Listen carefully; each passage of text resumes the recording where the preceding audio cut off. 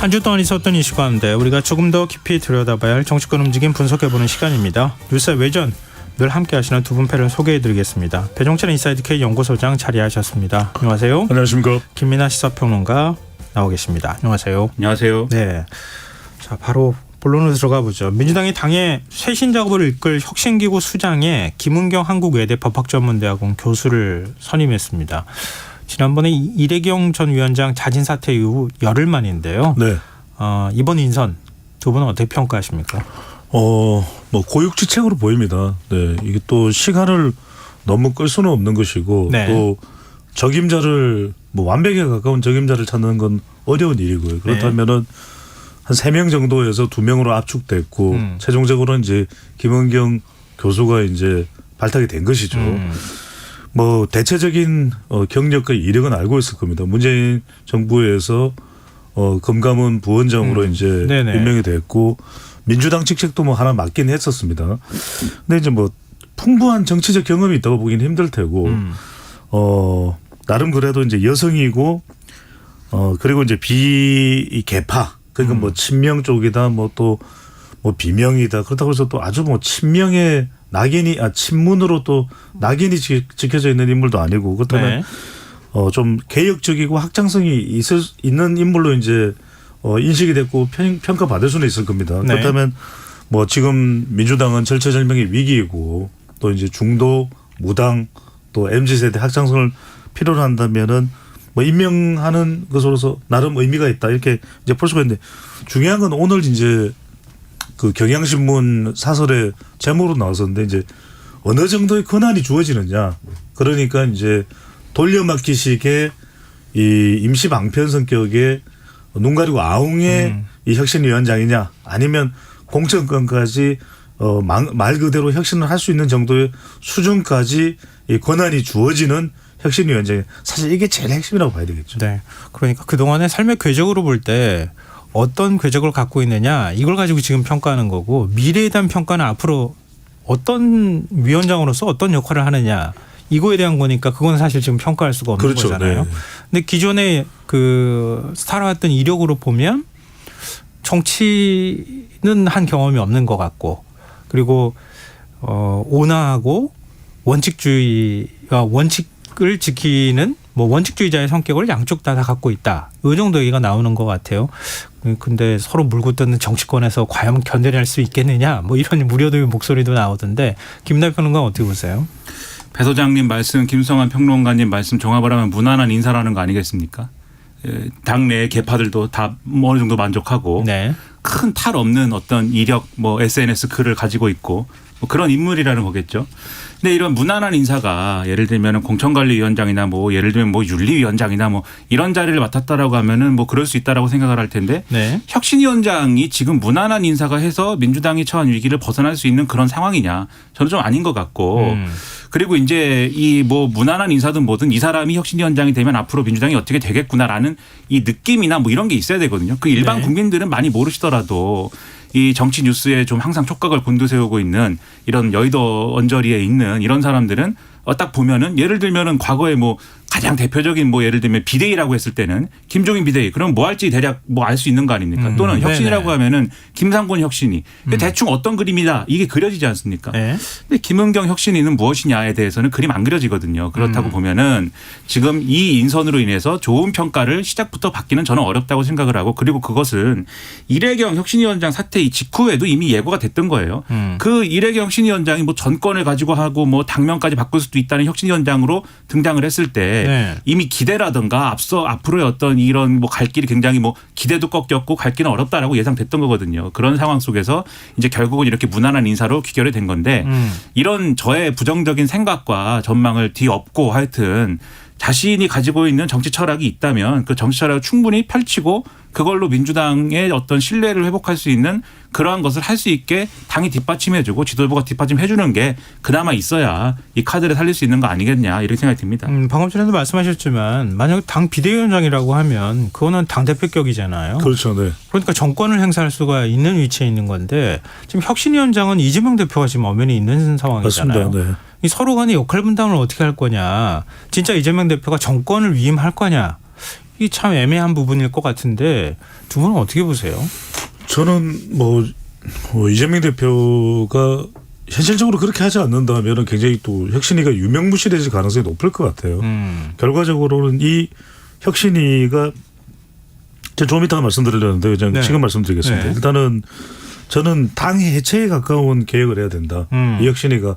왜냐하면 기대는 잔뜩 있는데 그 기대에 초반부터 부응하지 못하면은 저는 바로 자초될 가능성이 높다고 보거든요. 네. 지금 김은경 위원장이 한 발언인데 자료를 보고 판단해야 되겠지만 민주당 전당대회 돈봉투 의혹이 검찰에 의해 만들어졌을 수도 있겠다는 생각이 드는데 이 발언은 저는 적절하지가 않은 것 같아요. 이런 발언은 자료를 보지도 않았고 보지도 않았다면 발언을 하지 말았어야죠. 이런 건. 그리고 네. 또 두 번째는 뭐냐면 저는 본인 스스로는 혁신위가 아닌 비대위라는 인식을 해야 될 것 같아요. 총선이 1년도 안 남아 있고 네. 그렇지 않으면은 지금의 굉장히 어수선한 분위기가 해소 안 될 것 같아요. 24일 날은 이제는 이낙연 전 대표가 기국을 합니다. 그러면 네. 또 수박 논란이 또 일어날 것이거든요. 예. 그다음에 또 하나 마지막에 중요한 건 저는 이 김은경 혁신위원장이 정치를 오랫동안 해본 사람은 아니거든요. 네. 그래서 계속해서 도전이 될 수밖에 없을 겁니다. 뭔가 지적이 나올 수밖에. 그래서 저는 박수 받을 생각하면 안 돼요. 돌을 맞는다는 생각, 각오를 가지고 해야 되지. 그런 정도의 각오가 아니면은 저는 혁신위는 100점 100패한다. 그래서 그 정도 각오로 할 것 같으면 혁신위가 될 것이고 그게 아니면 저는 굉장히 위험하다. 예. 그런데 이재명 대표 의지가 중요하잖아요. 그렇게 하기 위해서는. 그렇죠. 지금. 그리고 저는 또 그래서 혁신위가 예. 예를 들면 공천 문제까지도 사실은 기본적으로 당을 혁신하는 과정이 공천 문제하고 연결이 안 될 수가 없는 그렇죠. 거잖아요. 예. 과연 거기까지 논의를 할 수 있을 것인가. 제가 짧게만 말씀 네. 더 드려도 될까요? 그래서 저는 이재명 대표가 공식적으로 공천권을 줍니다 이런 것도 중요할 수 있지만 저는 더 중요한 게 혁신위원장과 이재명 대표가 함께 공천 기준을 제시해버리면 됩니다. 우리는 그렇죠. 이 네. 기준으로 공천한다. 여기에는 어느 누구도 이재명 대표 나도 여기에 대해서는 이의를 제기 못하고 혁신위원장도 다른 토를 달지 않겠다. 기준을 제시해버리면 됩니다. 뭐 조금 더 얘기하자면 대의원제도 사실 그동안에 논란이 많았잖아요. 그렇죠. 네. 뭐 권리당원의 역할을 키워야 될 거냐, 대의원제 그냥 이대로 둘 거냐 이런 문제까지도 논의할 가능성이 있어 보이는데 하여튼 뭐 같은 기조에서 김민하 평론가 어떻게 보세요?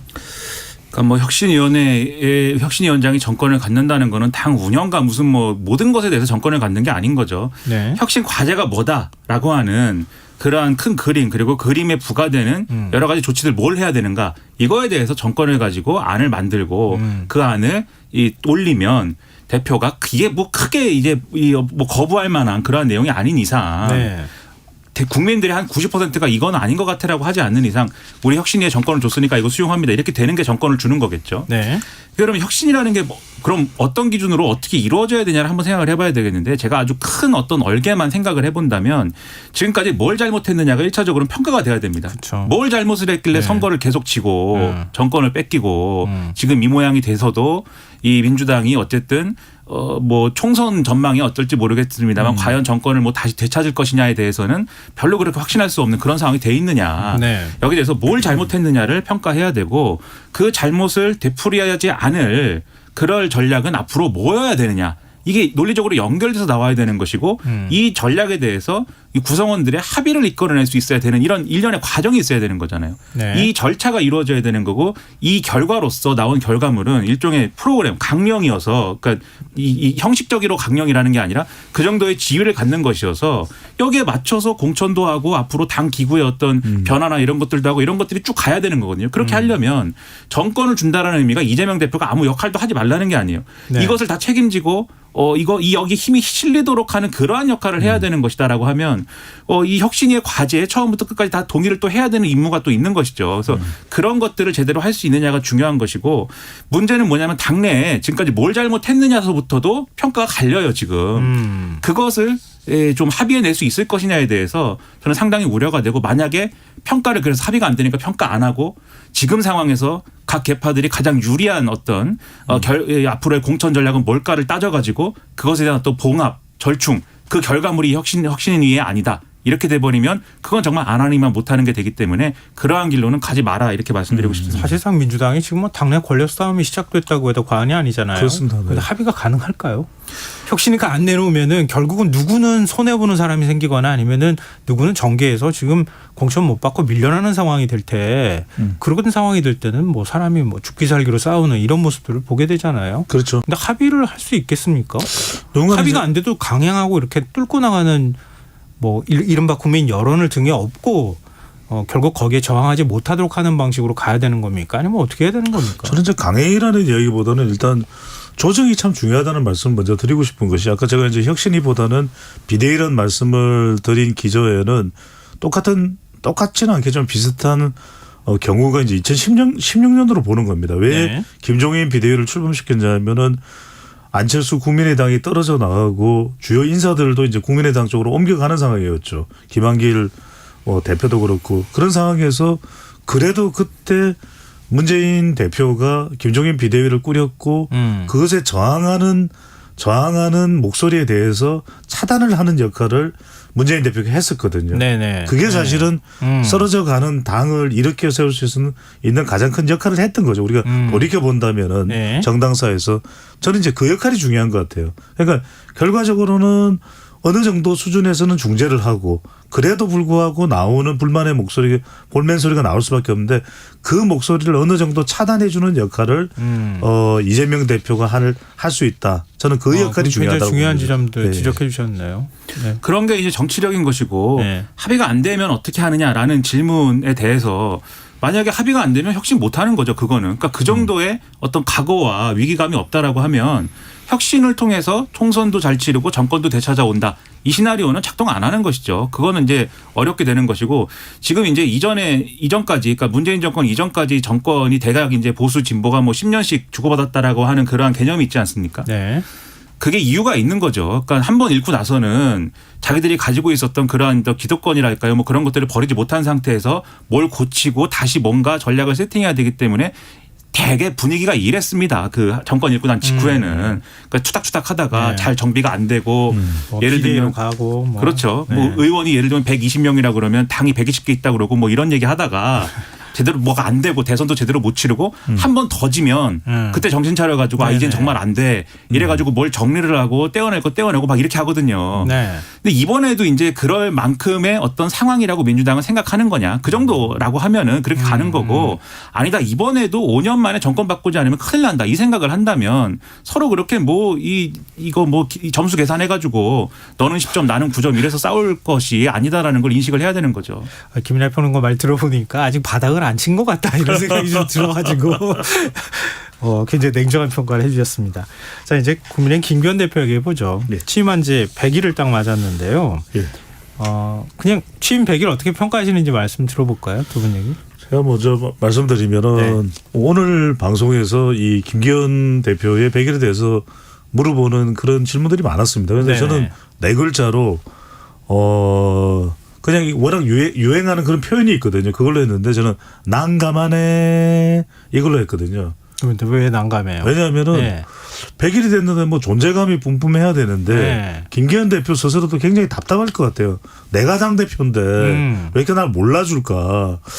근데 김기현 대표도 갖은 노력은 다 하고 있을 거예요. 네. 그래서 우리 방송도 지금 듣고 있을 겁니다. 우리 배종찬 소장이나 김민하 평론가가 어떤 이야기를 해주나. 그래서 일단은 선제적인 칭찬을 하고 싶어요. 나름 네. 뭐 전당대회에서 윤심이든 어쨌든 간에 막 노력도 했고 또 뭐 땅 문제가 나왔지만 그것도 다 극복을 하고 당대표가 됐습니다. 또 중진이고 또 영남에서 울산에서 또 자기 지역 기반도 있고. 근데 네.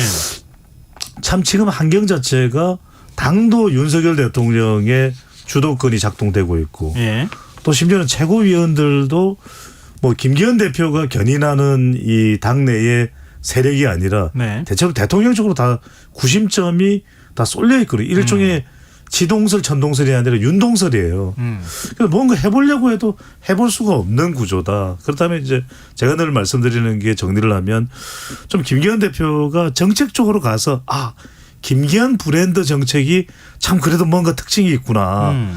김기현 대표는 이런 특색이 있는 걸로 당을 이끌어 나가는 그런 장점이 있구나. 뭔가를 계기를 만들어야 되는데 네. 그게 안 만들어지는 100일인 것 같아요. 네. 네. 난감한 애로 표현해 주셨는데 김민하 평론가 어떠세요? 저도 난감합니다. 네.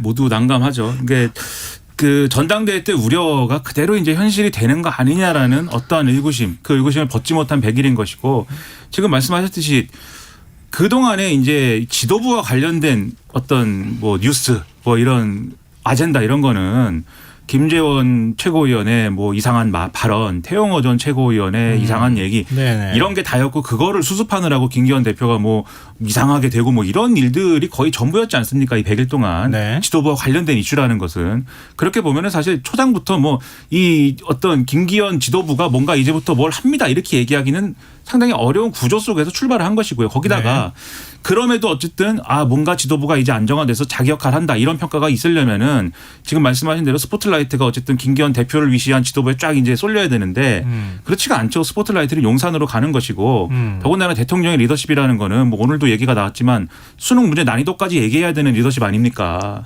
그런 리더십인데 여당이 자기 목소리를 내고 자기 역할을 할 수 있을 거라고 기대하는 게 좀 이상하죠. 네. 그래서 아마도 지금 김기현 대표는 그러한 내외의 의구심 속에서 결국 이 국회의원들 관심 공천 아닙니까? 공천이 결국 용산 마음대로 되는 거 아니에요라는 이런 눈길로부터 벗어나려고 여러 가지 얘기를 하는데 네. 그 얘기를 이 시점에 하고 있는 그 처지가 오히려 역으로 그러한 난감한 상황을 보여준다라고 봐서 대단히 안타깝다라고 생각을 합니다. 김기현 대표가 뭐 일종의 이제 그 100일 취임 100일을 네. 맞아서 기자들하고 만나서 대화하는 시간이 있었잖아요. 그때 이제 검사 공천 없다. 공천은 그 이제 시스템에 따라서 투명하게 할 거다 이런 의지를 밝혔잖아요. 네네. 이거 뭐 당대표 의지가 굉장히 중요하니까요. 어찌됐든 간에. 그렇습니다. 네. 지금 벌써부터 사실은 검사 공천 없다고 얘기하는 게 이게 과연 맞는 건가 하는 생각은 들지만 왜냐하면 아직 한참 남았으니까 그렇죠. 어찌 보면 공천을 결정하는 시기가 될 때까지는 이건 어떤 의지라고 봐야 되는 겁니까? 이게 뭐냐면 이게 심리적 불안 현상이에요. 이게 무슨 지금 이제 당내 의원들이 그러니까요. 심리적 불안 현상이라는 게 지금 현직에 있는 사람은 자꾸 그런 이제 풍문이 들리니까 용산발 풍문이 들리니까 불안할 수밖에 없는 것이거든요. 네. 근데 김장한 앵커도 가만히 생각해 보시면 굉장히 정치 분석을 오래 해오셨지만 이걸 공천을 아무렇게나 할 수는 없습니다. 물론 이제 상황에 따라 조금 다르긴 하지만 내년 총선이라는 게 당선을 생각한다면은 당선 가능성도 없는 사람을 뭐 전직 검사라고 해서 무조건 찍어 누르기식으로 수도권에 출마 못 시키거든요. 네네. 영남 같은 데는 일부 그럴 수는 있습니다. 그러면 이제 그렇죠. 현직들은 상당히 이제 그 부분이 두려울 수는 있겠죠. 근데 이제 사실 많은 의석수가 사실 더 걸려 있고 더 경쟁이 치열한 건 수도권인데 이게 왜 그러냐면 워낙 아까도 말씀드렸지만 지동설 전동설이 아니라 윤동설이다 보니까 김기현 대표가 아무리 아니라 해도 뭐 대통령실에서 약간 뭐 연기가 좀 피어오르던데 이게 안정이 안 되는 겁니다. 그래서 이제 대구의 홍준표 시장도 이야기하듯이 자칫 이게 안정이 안 되면 이른바 지지층인 대륙주, 대구 경북이나 60대나 또 주부층들도 약간 흔들릴 수도 있거든요. 지지층들이. 네. 왜냐하면 그 지역에 기반하고 있는 현직 국회의원들이 가지고 있는 유권자층 지지층들이니까. 그래서 이제 홍준표 시장이 하는 얘기가 그거잖아요. 빨리 선관위 꾸려라 안 카나 이런 이것처럼 뭐 혁신 공천위 같은 그런 개념 준비위원회 같은 걸 하나 꾸릴 필요가 있을 것 같아요. 그러니까 어떤 기준에 의해서 영남이든 수도권이든 공천을 할 거다. 그 기준을 명확히 정하고 이건 뭐 당원 전체의 그게 아니면 전국위원회 투표가 아니면 절대 바꿀 수가 없다.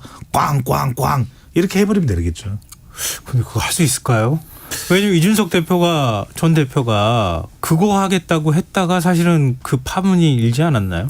그렇죠. 문제는 그걸 할 수 있을까요라는 질문에 또 못하게 하는 사람과 존재는 누구냐 이게 중요한 것이죠. 그렇게 했을 때 누가 반발하는 것이냐. 예를 들면 대표가 어쨌든 일반적으로 이 뭐 여러 가지 어떤 보장된 것들에 의해서 컨트롤할 수 있는 개별 의원들의 뭐 반발이나 이 예비 후보들의 반발 뭐 이런 게 문제겠습니까? 용산에 이 어떤 의중과 맞지 않는 그러한 공천이 만들어졌을 때, 그러한 공천이 형성이 됐을 때 과연 그것이 이제 김기현 대표 의중대로 되느냐 아니면 용산의 의중에 따라서 바뀌느냐, 이게 문제인 것이죠. 네. 근데 예를 들면은 우리가 떠올려 봐야 될 장면이 지난번에 전당대회 할 때 일부 언론에 보도였습니다만 그런 얘기도 나왔어요. 대통령이 과거처럼 일종의 명예대표 이런 거 해서 뭔가 그런 체제도 뭐 고려해 볼 만한 거 아니냐. 옛날에 총재 시스템이 있었잖아요. 네. 대통령이 여당 총재 경험하는. 예. 거의 이제 그런 얘기도 예. 한번 나온 적이 있고. 그리고 자꾸 뭐 이 수능 얘기하게 되는데 문제를 어렵게 내가지고 지금 교육부의 그 국장은 경질되고 지금 또 문제 출제하는 출제 기간을 감사한다는 거 아닙니까? 교육부 차관은. 네. 수능 문제 난이도 수능도 아니에요. 모의고사 난이도가 어려워가지고 지금 그렇게 되는 거거든요.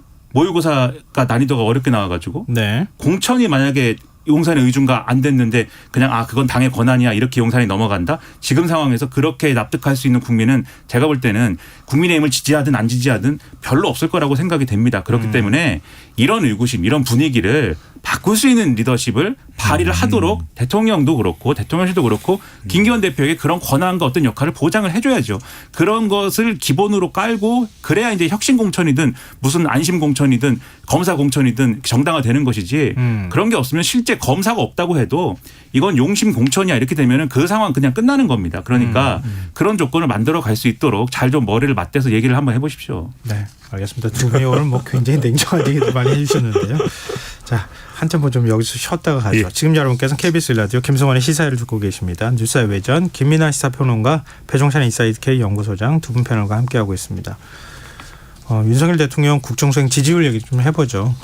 지지율이 30% 중반대 지금 멈춰서 있는 상황인 것 같은데요. 이건 뭐 여론조사 기관마다 좀 다른데 저희가 금요일에 한국갤럽을 중심으로 해서 보통 얘기를 하는 경우가 많이 있기 때문에 예. 제가 그 기준으로 말씀을 드린 건데요. 일단 갤럽 여론조사 결과 김민하 평론가께서 좀 전해 주시죠. 한국갤럽이 자체적으로 지난 13일부터 15일까지 사흘간 전국 만 18세 이상 1000명을 대상으로 조사한 결과 네. 윤석열 대통령 이 국정수행을 잘하고 있다라는 응답이 응답자의 35%, 잘못하고 있다는 응답이 57%를 기록을 했습니다. 직전 조사와 비교를 하면은 긍정, 부정 평가 모두 변동이 없었다라는 건데요. 긍정 평가 이유로는 외교가 25%로 가장 높았습니다. 하지만 직전 조사보다는 이 항목에서는 15%포인트가 하락을 했는데 네. 그러면 어디가 올랐느냐? 노조 대응이 10%, 그러니까 이전 조사 비교해서 4%포인트 올랐고 부정부패, 비리 척결도 4%로 직전 조사보다 3%포인트가 상승한 걸로 나타났다라는 겁니다. 네. 그다음에 부정평가 이유로는 역시 외교가 24%로 가장 높았는데요. 후쿠시마 오염수 방류 문제가 8%포인트 상승해서 경제, 민생, 물가 9%와 함께 부정평가 이유로 2위를 기록했다라는 내용인데 자세한 내용은 중앙선거여론조사 심의 홈페이지를 참조하시면 되겠습니다. 이전 그 네. 조사에 비해서 네. 두드러진 게 보였어요. 예. 네. 어떻게 분석하세요? 두드러진 내용이 이제 후쿠시마 오염수 방류 문제를 부정평가 이유로 꼽는 응답자가 8%포인트가 더 늘었다는 건데 이걸 이제 조금 외교라는 관점에서 시계열상으로 분석을 해드릴게요. 네. 그러니까 이제 외교가 긍정 부정 평가 모두에 이제 다 올라갔었는데 민감했던 것이 이제 역사였거든요. 일본에 대해서 이제 일본 강제징용에 대해서 제3자 변제한 네. 그 이후에 이제 다시 이것이 경제 쪽으로 안보 쪽으로 옮겨갔었는데 그때는 네. 윤석열 대통령 지지율이 올라가요. 경제 안보 쪽은. 근데 다시 이게 어디 쪽으로 왔냐면 안전 쪽으로 옮겨옵니다.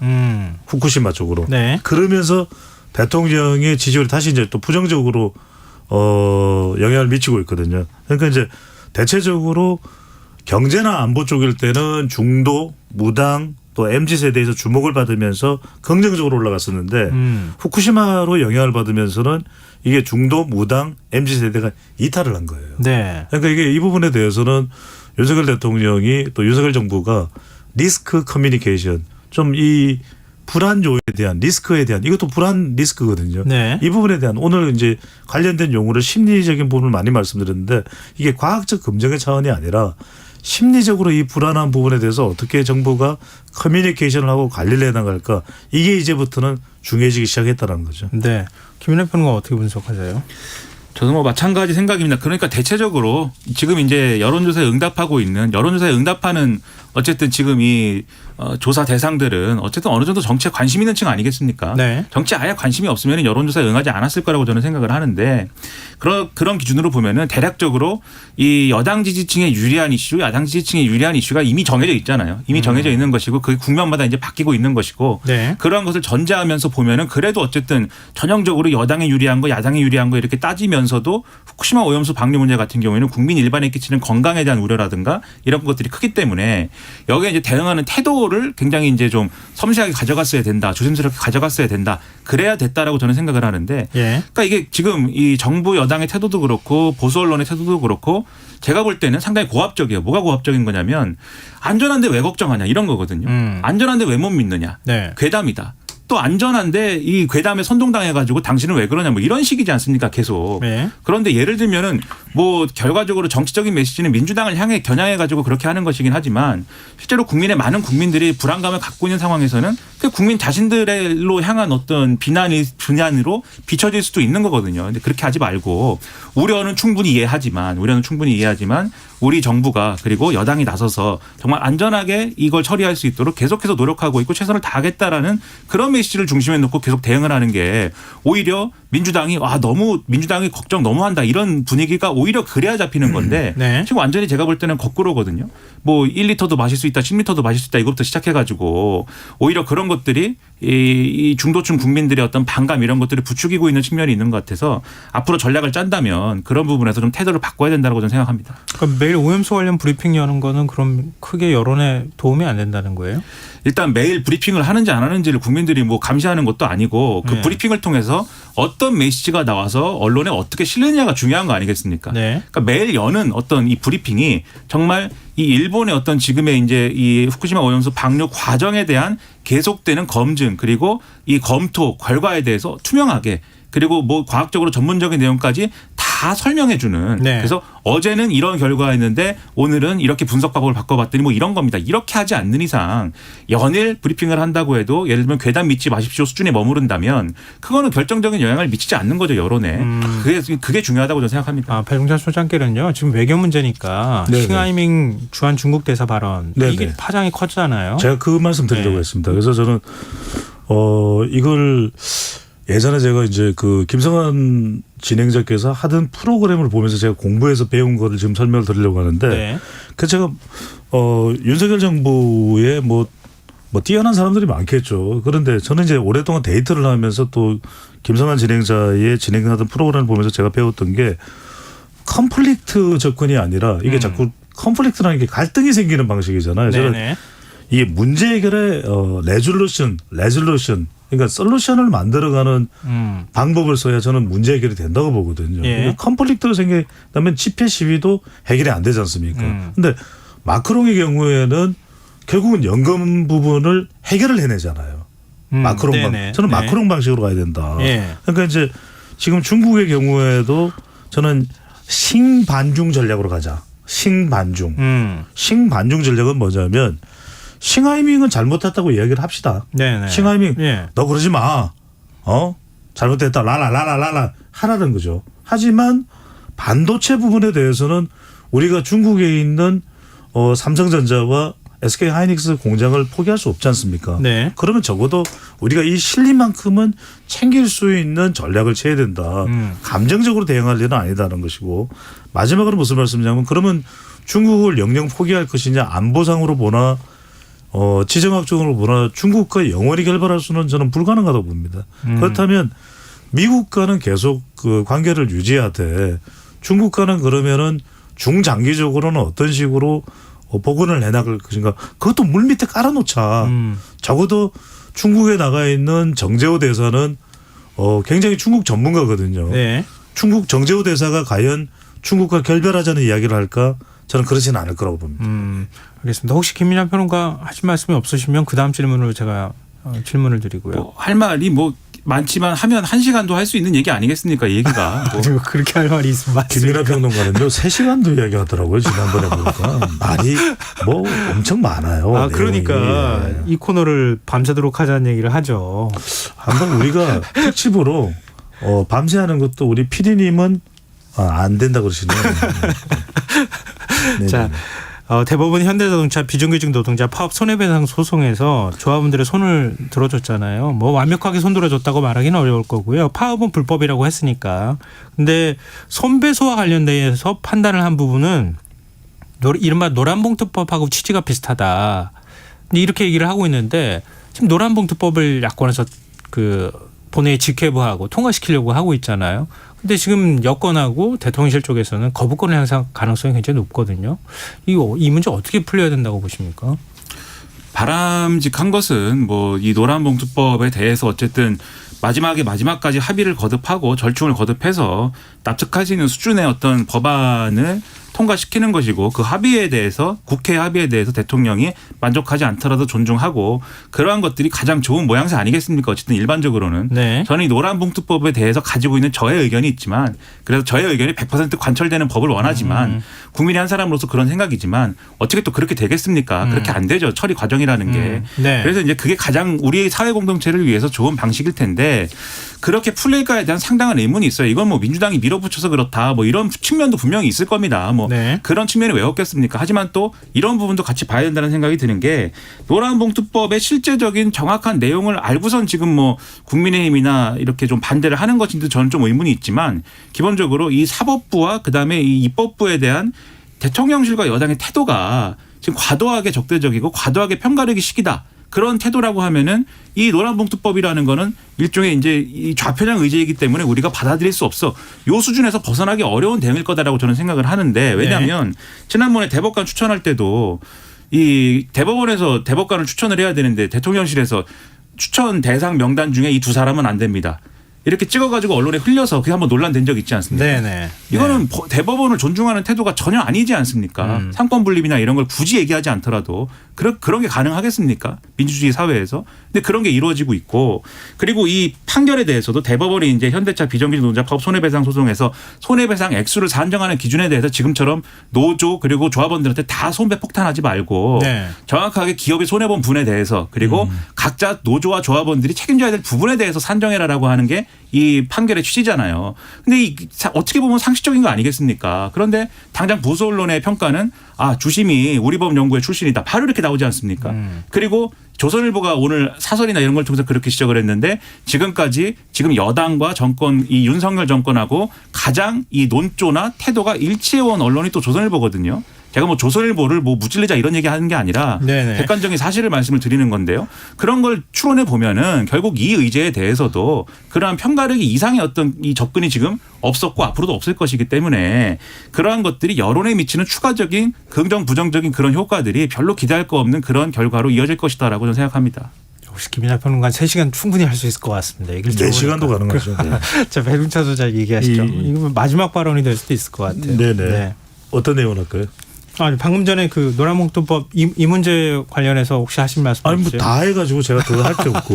네. 그럼 다음 질문 드릴게요. 그러면은. 예. 아까 그 교육 관련해서. 예. 윤석열 이거, 대통령이 네. 수능과 사교육비 문제를 지적한 이후에 교육부 대입 담당 국장이 전격 교체가 됐는데 대통령실은 강력한 이권 카르텔의 증거로 오늘 경지를 예의주시할 필요가 있다. 이런 입장을 밝혔어요. 네네. 지금 뭐 대치동이 발칵 뒤집어졌다 이런 얘기까지 나오는데 그렇습니다. 이거 어떻게 봐야 됩니까? 저는 한 30초만 이야기하고 오늘 김민하 평론가하고 교육에 대해서 이야기할 게 많아서 한 1분은 또 기회를 드려야 될 것 같은데. 아니 전체 시간이 1분밖에 안 남았어요. 그래도 30초만 쓰겠습니다. 아까 그 조선일보 얘기했으니까 TV조선에서 임성호 종로학원 대표가 나와서 혼란이라는 단어를 이야기했거든요. 네.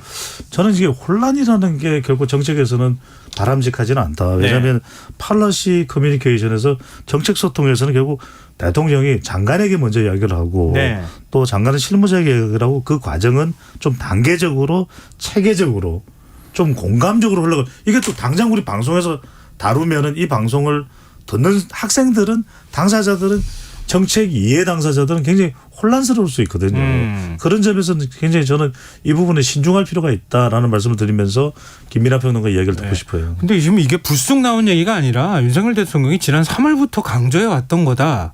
근데 우리는 왜 몰랐는지 모르겠는데 대통령실에서는 그렇게 또 설명하고 있는 거잖아요. 그러니까 참모들이 좀 올바른 역할을 하기를 바랍니다. 왜냐하면 오늘 또 조선일보를 봤는데 그런 얘기예요. 이게 문재인 정권에서 정시를 확대하는 바람에 그리고 수능 난도를 그래서 이제 수능 난도를 올렸고 예. 어렵게 만들었고 예. 그래서 사교육 시장이 막 되살아나가지고 그 사교육 시장을 근본으로 하는 예를 들면은 뭐 무슨 거기 그렇게 써 있어서 말씀드리는데 예. 조국 전 장관 등의 사례에서 보는 입시 비리와 편법 등이 또 이 뭐 온상이 되고 있고 이런 것들이 이건 카르텔이다 이 얘기입니다. 이게 수시를 확대하면서 정시를 지난 정권에서 하도 말이 많아가지고 정시를 확대하자 이렇게 되지 않았습니까? 그 얘기가 예, 예. 그때 정시 확대하자고 한 사람들은 또 보수 언론과 보수 세력이었어요. 정치였어요 또. 네. 근데 아무튼 그 결과로서 이렇게 됐는데 그러면 저는 그 인식이 맞냐 그러면 제가 소위 말하는 이해찬 세대인데 제가 바로 앞에 수능이 여러분은 수능 안 봤지만 저는 봤습니다. 제 바로 앞에 수능이 너무 쉬워가지고 난리가 났거든요. 여론이 이거 가지고 되겠느냐. 네네.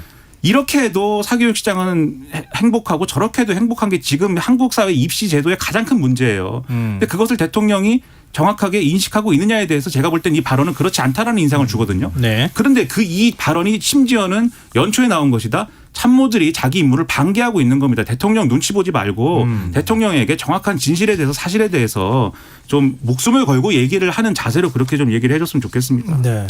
알겠습니다. 지금 이게 수능이 얼마 안 남은 남았습니다. 상황이기 안 때문에 남았습니다. 지금 이건 대인 문제 출제하고 관련이 있는 거잖아요. 네. 근데 대인 문제 출제 부분을 지금 언급을 해버려서 지금 학부모나 수능생들이 굉장히 혼란스러워하고 있다 이런 얘기가 나오고 있는 상황이라. 그렇죠. 교육과정평가원이 감사를 받게 돼 있죠. 네, 그러니까 어떤 방식으로든 교육부가 좀 정리를 해줄 필요가 있지 않을까 그런 생각이 드네요. 자, 오늘 뉴스의 외전 여기까지 하겠습니다. 지금까지 김민하 시사평론가 배종찬 인사이드 K 연구소장 두 분과 함께했습니다. 오늘 말씀 고맙습니다. 고맙습니다. 감사합니다. 일일 시사권장량 채워가세요. 골고루 담았습니다. 당신만을 위한 하루 시사 김성환의 시사야.